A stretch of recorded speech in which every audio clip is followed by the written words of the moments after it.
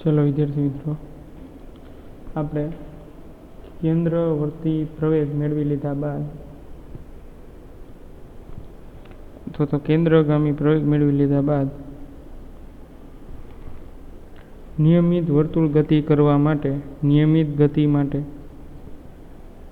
કેન્દ્ર પ્રવેગનું સૂત્ર લખવાનું છે અને કોણીય વેગ અને v વચ્ચેનો સંબંધ મેળવવાનો છે. ટોપિક જે છે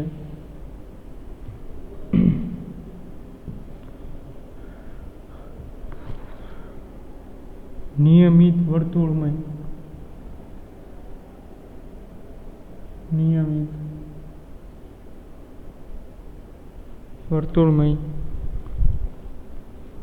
ગતિ માટે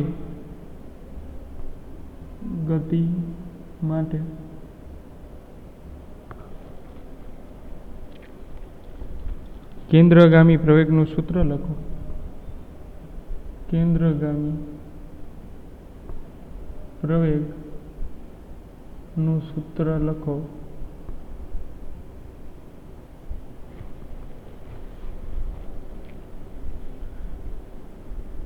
તથા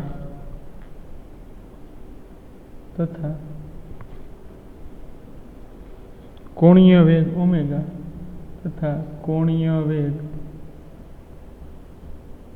ઓમેગા અને આવૃત્તિ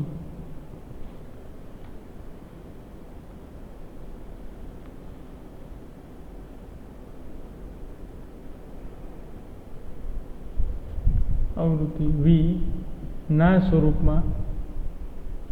સ્વરૂપમાં લખો. આવૃત્તિ એટલે વિદ્યાર્થી મિત્રો, આવૃત્તિ એટલે એ વેગ જ છે. આવૃત્તિ એટલે v વેગ જ છે, પણ આમાં જે છે એ નિયમિત વર્તુળાકાર ગતિ છે એટલે એને vના સ્વરૂપમાં કીધું છે. સમજવાનું છે આપણે, vના સ્વરૂપમાં જ ગતિ કરે છે એવું સમજવાનું છે.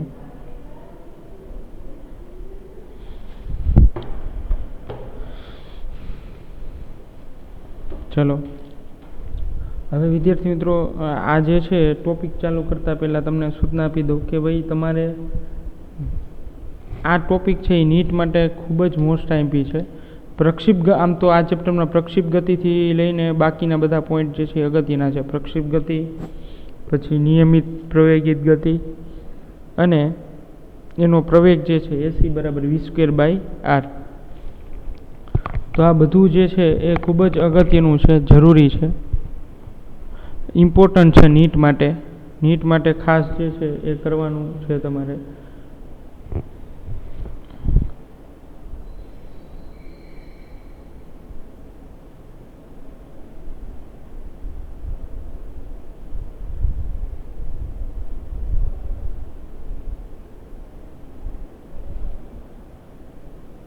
તો વિદ્યાર્થી મિત્રો,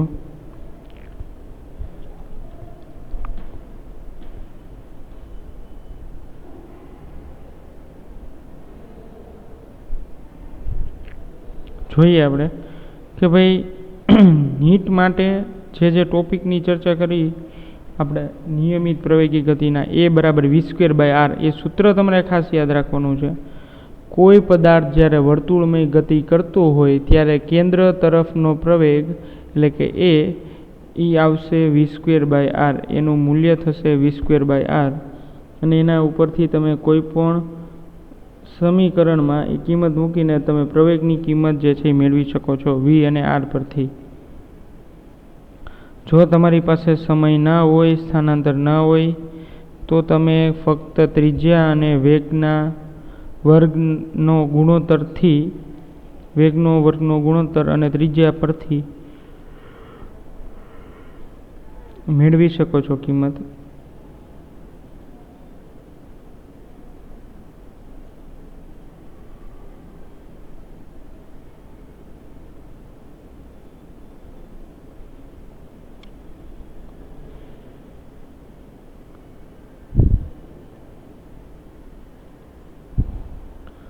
અને તમને જે લાસ્ટ ટાઈમ પેપર આપેલા છે MCQના નીટના, હવે એ જ રીતે જે રીતે થર્ડ ચેપ્ટરના આપેલા છે એ જ રીતે મારે તમને ફોર્થ ચેપ્ટરના 1-2 દિવસમાં તમને મળી જશે પેપર નીટના. તો થોડી તમને વધારે પ્રેક્ટિસ થાય, અને એમાં જો કાંઈ ડાઉટ હોય તો એ પણ પૂછજો. કી પણ તમને મોકલાઈ દઈશ, એટલે તમે તમારી રીતે સોલ્વ કરી લેજો કી પરથી.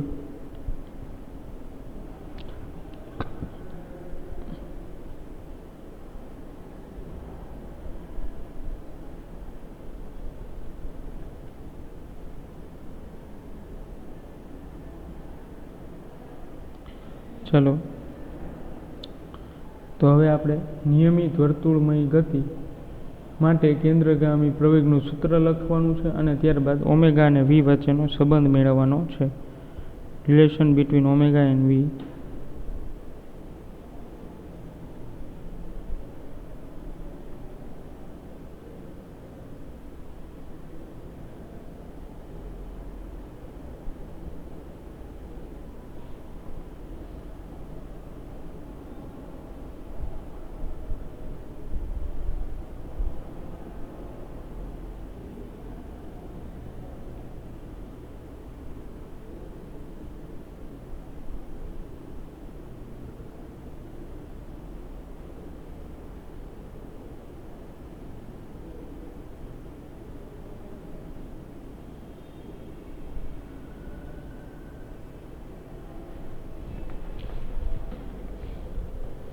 ચલો, આકૃતિ માટે વિદ્યાર્થી મિત્રો આપણે લાસ્ટ ટાઈમનો જ ઉપયોગ હું કરું છું. આકૃતિ માટે લાસ્ટ ટાઈમનો જ ઉપયોગ કરું છું. લાસ્ટ ટાઈમ જે આપણે લીધી હતી પ્રવેગ માટેની, એ જ આકૃતિનો હું ઉપયોગ કરું છું. આ છે સેન્ટર પોઈન્ટ સી, આ છે વેક્ટર આર,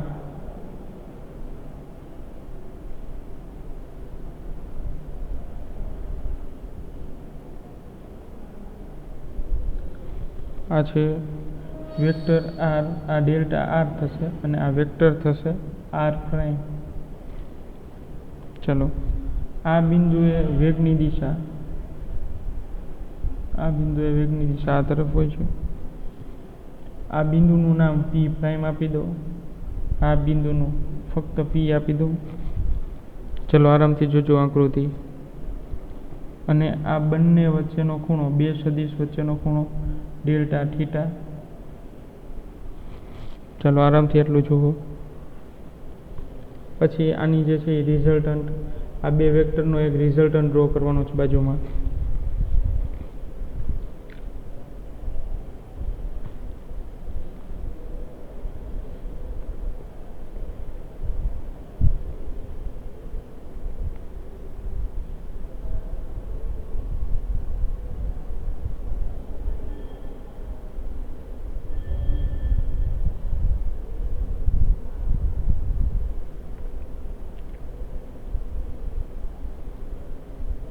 ચલો, આકૃતિ બીજી જે છે એ આપણે જોઈ.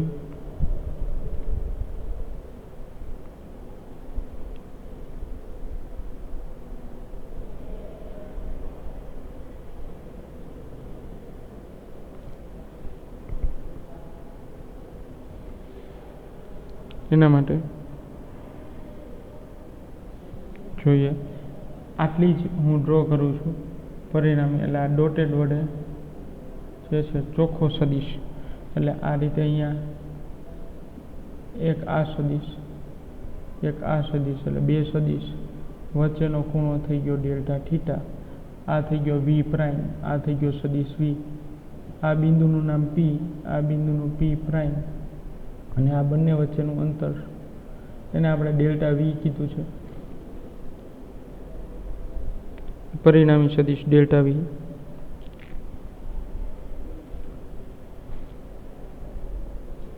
ચલો, આ રીતે સદિશોના ત્રિકોણની રીતે સદિશનો સરવાળો કરેલો છે, અને એના પોઈન્ટ પણ એ જ પોઈન્ટ લેવાના જે લાસ્ટ લેક્ચરમાં લીધા હતા, GHI.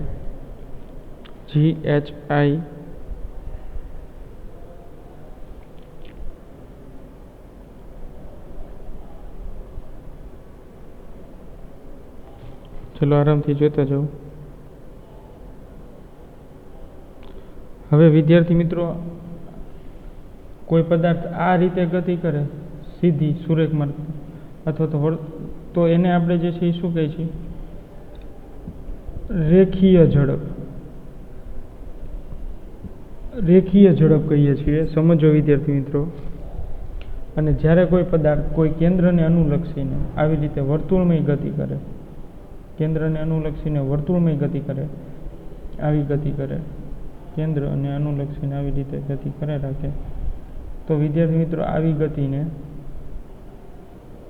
આ ત્રિજ્યા આ સી બિંદુ, તો આવી ગતિને આપણે કોણીય ઝડપ કહી છે. કેવી કહી છે? કોણીય ગતિ અથવા તો કોણીય ઝડપ અથવા તો કોણીય વેગ.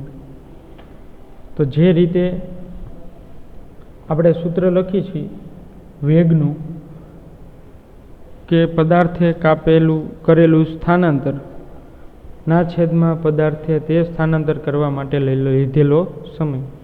પદાર્થે કરેલું સ્થાનાંતર અને તે માટે પદાર્થે લીધેલો સમય. સમજાય વિદ્યાર્થી મિત્રો? તો એના માટે આપણે જે સૂત્રનો ઉપયોગ કરીએ છીએ રેખીય વેગ માટેનો, એવી જ રીતે વિદ્યાર્થી મિત્રો આપણે કોણીય ઝડપ અથવા તો કોણીય વેગ માટેના સૂત્રનો ઉપયોગ કરવાનો છે. બીજી કોઈ વસ્તુ જે છે એમાં હાર્ડ છે નહીં. એટલે કોણીય ઝડપ અહીંયા લખીએ આપણે કોણીય ઝડપ, તો એને આપણે જે છે એ ઓમેગા વડે દર્શાવવાનું છે. શેના વડે દર્શાવવાનું છે વિદ્યાર્થી મિત્રો? ઓમેગા વડે.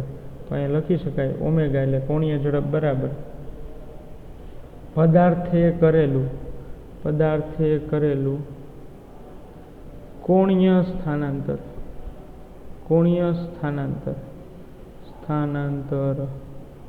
ના છેદમાં તે માટે લીધેલો સમય.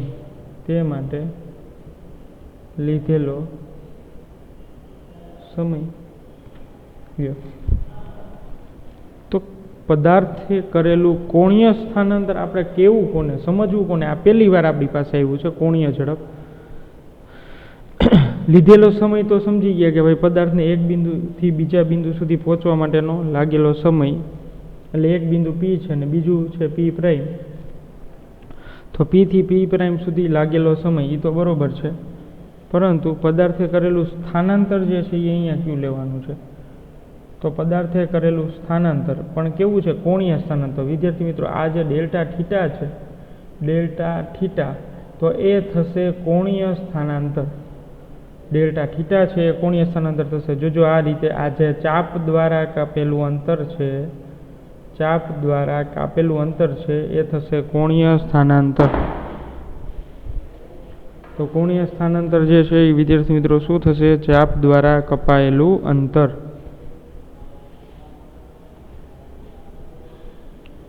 ચલો સમજો વિદ્યાર્થી મિત્રો. આકૃતિને સમજવાનો પ્રયત્ન કરો ઝડપથી. પી થી પી પ્રાઇમ સુધી જે પદાર્થે ચાપ દ્વારા કાપેલું અંતર છે એ કોણીય સ્થાનાંતર જેટલું થશે.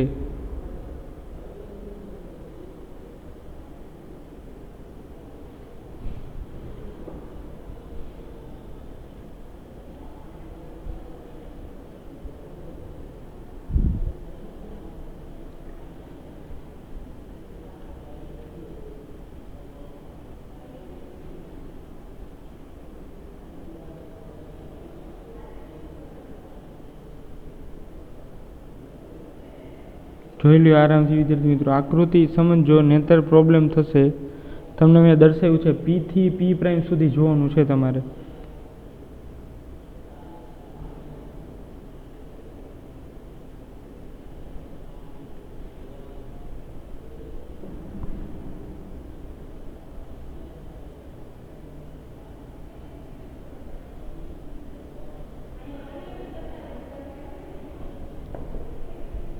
ચલો વિદ્યાર્થી મિત્રો, તો તમે એક સૂત્ર પણ તમારે ભણી ગયા, ખૂણો બરાબર ચાપના છેદમાં ત્રિજ્યા. તો ડેલ્ટા થીટા મેળવો હોય તો પણ મેળવી શકો. ડેલ્ટા થીટા એટલે ખૂણો બરાબર ચાપના છેદમાં ત્રિજ્યા. તો ચાપ જે છે એ પી થી પી પ્રાઇમ જેટલી થશે અને ત્રિજ્યા જે છે એ તમને આપી દીધી છે આર. તો આ રીતે તમે ડેલ્ટા થીટા પણ મેળવી શકો. સ્ટાર કરી દઉં છું. ડેલ્ટા થીટા જો ફક્ત મેળવવાનું કીધું હોય કોણીય સ્થાનાંતર, તો એ આ રીતે મળશે: ચાપના છેદમાં ત્રિજ્યા. ખૂણો બરાબર ચાપના છેદમાં ત્રિજ્યા.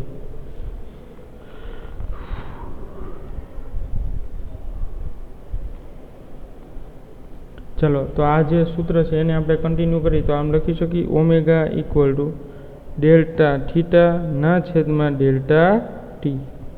Omega equal to delta theta ના છેદમાં ડેલ્ટા ટી.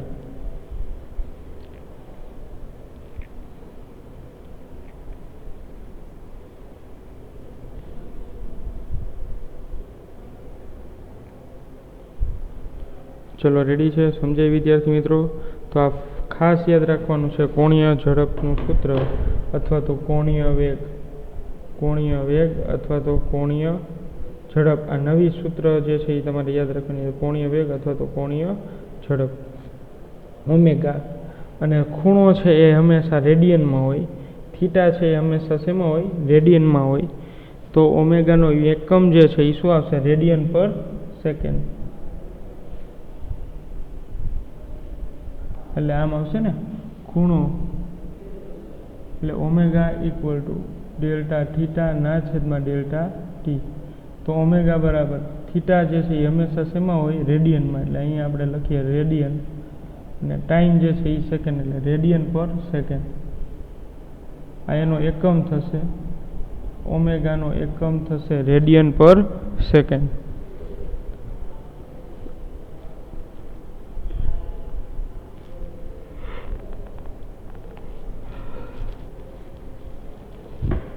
ચલો વિદ્યાર્થી મિત્રો સમજાય?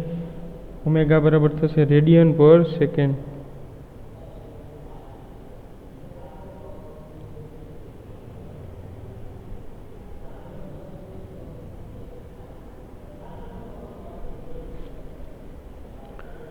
ચલો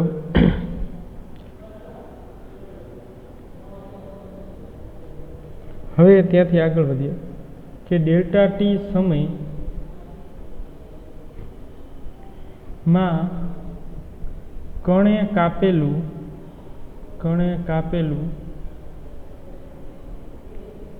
રેખીય અંતર. ચલો વિદ્યાર્થી મિત્રો, તો ડેલ્ટા ટી સમયની અંદર કણે કાપેલું રેખીય અંતર જે છે એ કેટલું થશે? કોણીય અંતર તો ખબર પડી, ચાપ જેટલું થાય, ચાપના છેદમાં ત્રિજ્યા જેટલું થાય. તો આ રેખીય અંતર જે છે એ કેટલું થશે?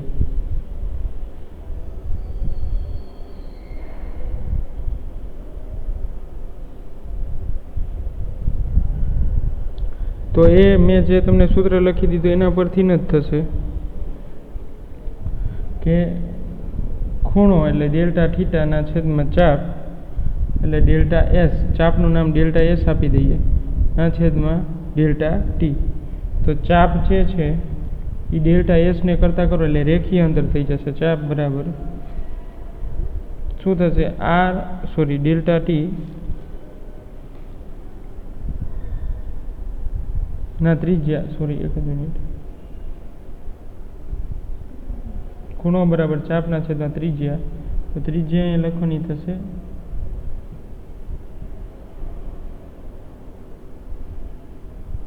અહીંયા ત્રિજ્યા લખવાની થશે આર. એટલે આ મેં લખ્યું છે ખૂણો બરાબર ચાપ ના છેદમાં ત્રિજ્યા. તો રેખીય સ્થાનાંતર કેટલું થશે? ચાપ જેટલું. તો કેટલું થશે? ડેલ્ટા એસ બરાબર આર ઇન્ટુ ડેલ્ટા થીટા. આ થશે રેખીય અંતર. તો ડેલ્ટા એસ એટલે શું થયું? રેખીય અંતર અથવા તો રેખીય સ્થાનાંતર લખી શકો. હવે રેખીય ઝડપનું સૂત્ર શું થશે? રેખીય ઝડપ એટલે એને આપણે કહીએ વી. તો વી બરાબર અંતર, પદાર્થે કાપેલું અંતર ના છેદમાં તે માટેનો સમયગાળો.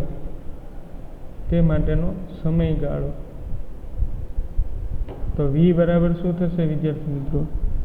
વી બરાબર અંતર એટલે અંતર થશે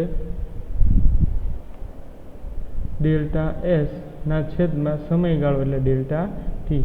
તો વી બરાબર ડેલ્ટા એસની કિંમત અહીંયા મેળવેલી છે એ આ સમીકરણમાં મૂકી દઈએ એટલે આર ઇન્ટુ ડેલ્ટા થીટા આવું થશે ના છેદમાં ડેલ્ટા ટી.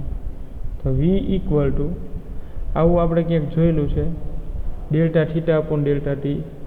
એ આ રહ્યું સમીકરણ, બોક્સ કરી દઉં છું. Delta theta upon delta t બરાબર હું શું લખી શકું? જો તમને આપેલું છે delta theta upon delta T,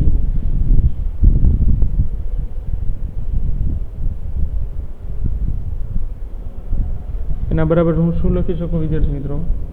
omega, એટલે આર એઝ ઇટ ઇઝ અને ઓમેગા. તો આ સમીકરણ મળ્યું. આવૃત્તિ એટલે કે વેગ કહી શકાય અથવા તો ઝડપ કહી શકાય, રેખીય ઝડપ કહી શકાય. આર છે એ ત્રિજ્યા છે અને ઓમેગા છે એ કોણીય વેગ અથવા તો કોણીય ઝડપ કહી શકાય. ચલો આ અહીંયા જે છે એ એક કામ આપણું પૂરું થયું. સૂત્ર સાબિત કરવાનું V = R ઓમેગા, એ અહીંયા કમ્પ્લીટ થાય છે.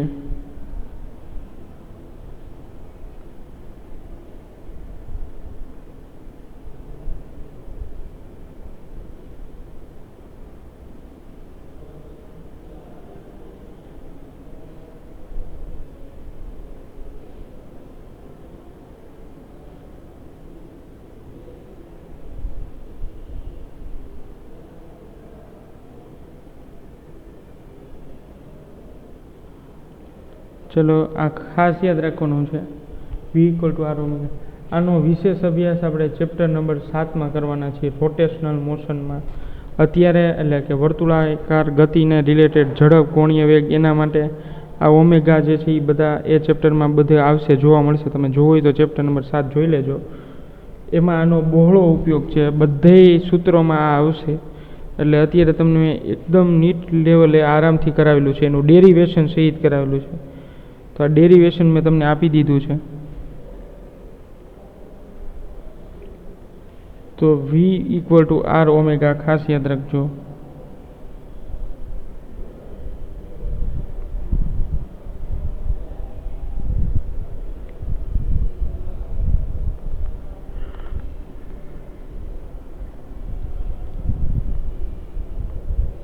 ચાલો હવે કોણીય પ્રવેગમાં જે છે એ કેન્દ્રગામી પ્રવેગનું જે છે એ સૂત્રમાં થોડોક ચેન્જીસ કરવો છે આપણે. કેન્દ્રગામી પ્રવેગના સૂત્રમાં મારે ચેન્જીસ કરવો છે.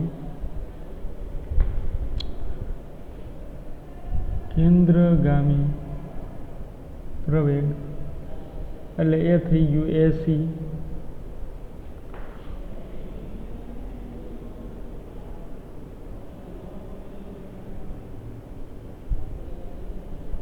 કેન્દ્રગામી પ્રવેગ એટલે શું લખી શકાય? AC centripetal acceleration. અને એ સમીકરણ આપણે જોઈ ગયા છીએ,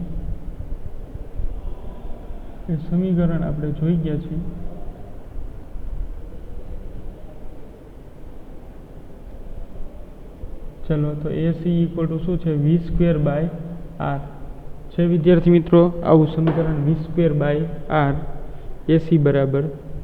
અને હમણાં જ આપણે રેખીય ઝડપ એટલે V = R ઓમેગા, આવું સૂત્ર જે હમણાં જ આપણે મેળવ્યું. તો એ આ સમીકરણમાં મૂકશું આપણે, કેન્દ્રગામી પ્રવેગના સમીકરણમાં Vની જગ્યાએ. કારણ કે આમાં V જે છે એ શા માટે આપણે આ કિંમત મૂકવી પડશે? કારણ કે એટલા માટે કે આ વેગ જે છે રેખીય ઝડપ અને આ જે કોણીય ઝડપ છે, તો એ ઝડપ જે છે એ જ આ સમીકરણમાં જે છે એ મેઇન કામ કરશે. કારણ કે એ આખું જે પ્રવેગ છે, વર્તુળાકારમાં જે કોઈ પદાર્થ ગતિ કરતો એનો પ્રવેગ મળે છે, એના પ્રવેગમાં રેખીય ઝડપ તમે મૂકશો તો રેખીય પ્રવેગ અને કોણીય ઝડપ વચ્ચેનો સંબંધ મળશે. રેખીય પ્રવેગ એટલે કે પ્રવેગ અને કોણીય વેગ અથવા તો કોણીય ઝડપ વચ્ચેનો સંબંધ મળશે. ચાલો તો એ કિંમત હું મૂકું તો શું આવશે? AC = V², એટલે Vની જગ્યાએ R ઓમેગા મૂકવાનું છે, તો R² ઓમેગા²/R. આવું મને સમીકરણ મળે. એમાં RR જે છે એક કટ થઈ જશે. તો કેન્દ્રગામી પ્રવેગ એટલે AC = R ઓમેગા². આવું હું લખી શકું, AC = R ઓમેગા². આવું લખી શકાય છે. ચલો વિદ્યાર્થી મિત્રો, આમાં ને આમાં આપણે જો કેન્દ્રગામી પ્રવેગને પદાર્થના દળ વડે ગુણતા કેન્દ્રગામી પ્રવેગને દળ વડે ગુણતા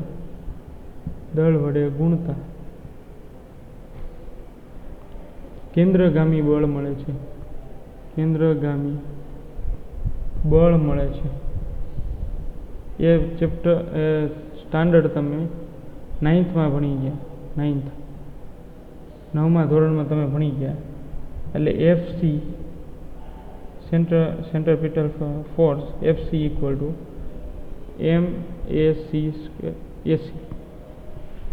MAC આવું આવશે. સ્ક્વેર નહીં આવે, ભૂલમાં સ્ક્વેર થઈ ગયો છે.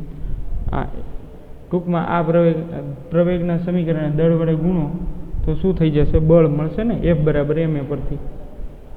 ચલો, અને ત્યારબાદ FC ઇક્વલ ટુ M, એ બરાબર શું છે? v²/r. તો આ પણ સમીકરણ સાચું છે. અને એક સમીકરણ જે છે એ કોણીય ઝડપના સંદર્ભમાં છે, કોણીય વેગના સંદર્ભમાં છે. તો mr², F equal to mr², આટલું બળ લાગશે. તો આ બંને સમીકરણ સાચા છે અને બંને સમીકરણ છે મોસ્ટ આઈએમપી છે. MCQ માટે મોસ્ટ આઈએમપી છે. આ બે સમીકરણ ખાસ કરી લેવાના છે. મોસ્ટ આઈએમપી, આના બેઝ ઘણા MCQ હોય છે અને નીટમાં પણ ઘણું બધું પૂછાય છે આ બેને રિલેટેડ. તો ખાસ તમારે યાદ રાખવાનું છે. આરામથી જોઈ લો ડેરિવેશન. ખાસ કેન્દ્રગામી પ્રવેગ પરથી બળનું સમીકરણ મેળવ્યું છે આપણે.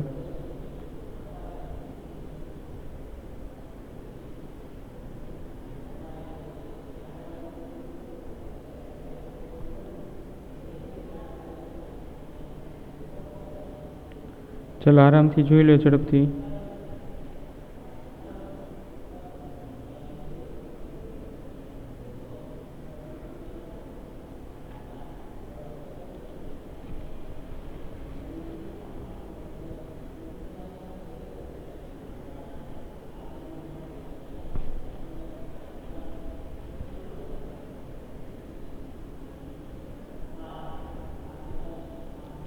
ચલો પછી છેલ્લો પોઈન્ટ જ બાકી છે આપણે.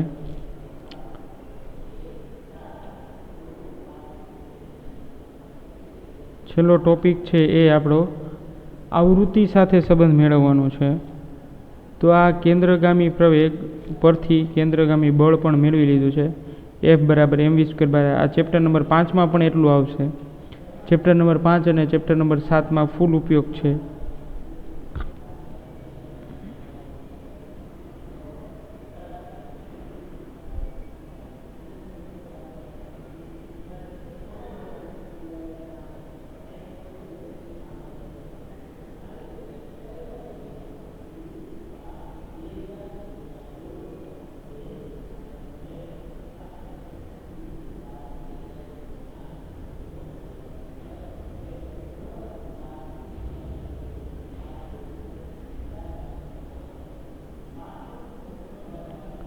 ચલો વિદ્યાર્થી મિત્રો,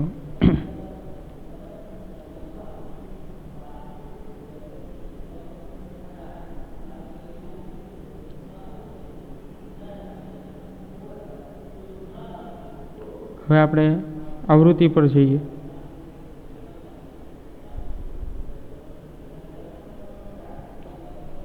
એના માટે નવી સ્લાઇડનો ઉપયોગ કરીશું આવૃત્તિનું સમીકરણ મેળવવા માટે.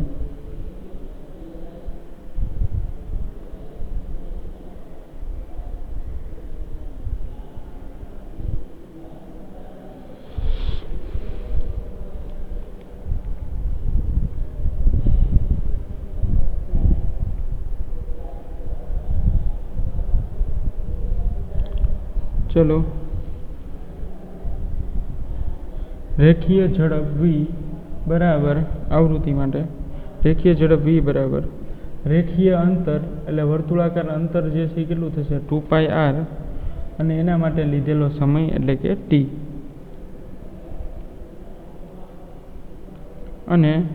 ત્યારબાદ તમે જાણો છો વિદ્યાર્થી મિત્રો, આવૃત્તિ એને એફ એ કહી શકાય અને આ મ્યુ પણ કહી શકાય. આને મ્યુ વંચાય વિદ્યાર્થી મિત્રો. વી આવી રીતે કનેક્ટેડ હોય, અહીંયા છે ને વી આવી રીતે કરવાનો છે. આ એને મ્યુ વંચાશે, મ્યુ. તો એ બંને આવૃત્તિ એટલે કે ફ્રીક્વન્સી જ કહેવાય. તો એનો સંબંધ આવો છે, ટી બરાબર 1/f આવી રીતે છે. તો 1/t હોય તો શું આવશે? એફ આવશે ને. તો આ સમીકરણની અંદર કિંમત મૂકી દો તો વી એટલે રેખીય ઝડપ બરાબર શું આવશે? 2πr. ટીની જગ્યાએ શું આવશે? મ્યુ. તો આ છે એ આવૃત્તિ છે વિદ્યાર્થી મિત્રો, ભૂલ ન થાય. અને આ છે ને એ વેગ છે, ભૂલ ન થાય, ખાસ ધ્યાન રાખજો. ચલો હવે આપણે એ કિંમત છે એ કેન્દ્રગામી પ્રવેગમાં મૂકશું. કેન્દ્રગામી પ્રવેગ એટલે કે એસી, એની અંદર આ કિંમત મૂકશું. તો એસી ઇક્વલ ટુ શું છે? v²/r છે ને આવું સમીકરણ વિદ્યાર્થી મિત્રો. એસી ઇક્વલ ટુ v²/r. તો એસી બરાબર v²/r. તો v²ની જગ્યાએ આ કિંમત મૂકવાની છે. તો AC equal to 2πr mu whole square upon r. તો એસી ઇક્વલ ટુ આવશે 4π² r² mu square upon r. તો r કેન્સલ, અહીંયા લખીએ. તો એસી ઇક્વલ ટુ શું મળ્યા? 4π² r મ્યુ સ્ક્વેર અપોન, બસ આટલું, છેદમાં કંઈ નહીં આવે, આ પાય છે. ચલો આ સમીકરણ મળે છે. એસી ઇક્વલ ટુ 4π² r v². ચાલો વિદ્યાર્થી મિત્રો, તો આ છેલ્લો ટોપિક અને છેલ્લો ક્વેશ્ચન છે એ અહીં આપણે કમ્પ્લીટ કરી છે. તો તમારું 4th ચેપ્ટર છે થિયરીમાં સાવ સંપૂર્ણપણે કમ્પ્લીટ થઈ ગયું છે. તમારે કોઈ પણ ટેન્શન લેવાની જરૂર નથી. આરામથી સંપૂર્ણપણે જે છે એ તમારું કમ્પ્લીટ થઈ ગયું છે ચેપ્ટર.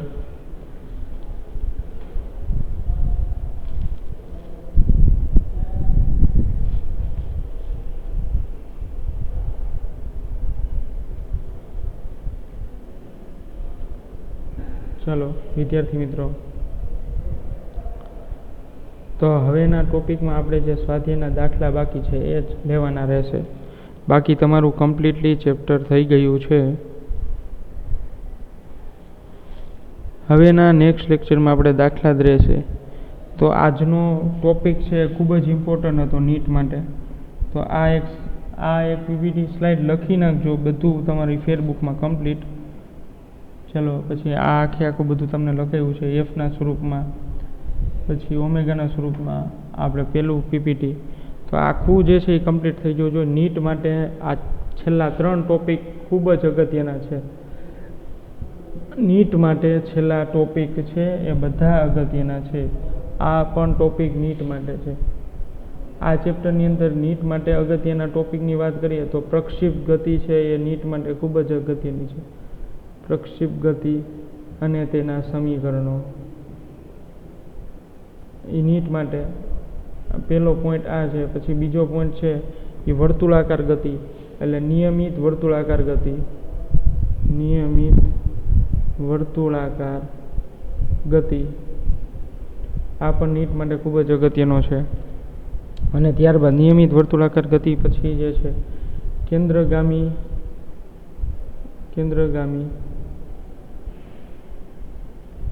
પ્રવેગ અને કેન્દ્રગામી પ્રવેગ અને આવૃત્તિ વચ્ચેનો સંબંધ.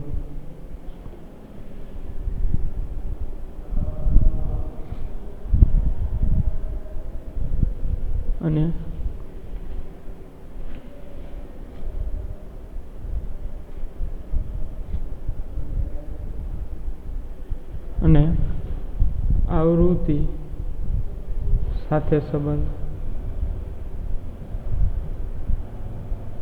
વિદ્યાર્થી મિત્રો, આ ખૂબ જ અગત્યના ટોપિક છે. તમને જે લખીને આપ્યા ખાસ મિસ નથી કરવાના.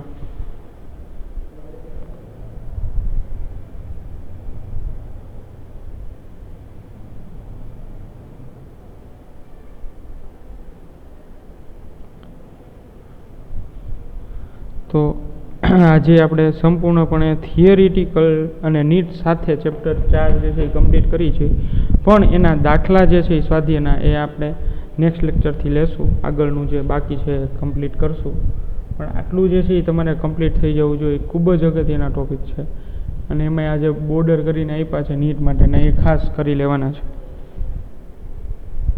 સમજાય વિદ્યાર્થી મિત્રો? તો જોઈ લેજો અને ખાસ સંપૂર્ણપણે ફેરબુકમાં કમ્પ્લીટ કરી લેજો, લખી લેજો આ ચેપ્ટર. નીટ માટે ખાસ અગત્યનું છે બધું, ખાસ તૈયારી એવી હોવી જોઈએ.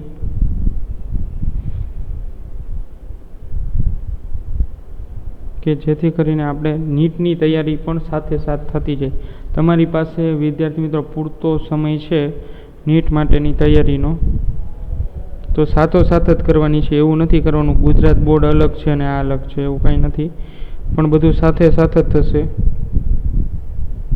ચલો તો આજના લેક્ચરમાં આટલું રાખીએ.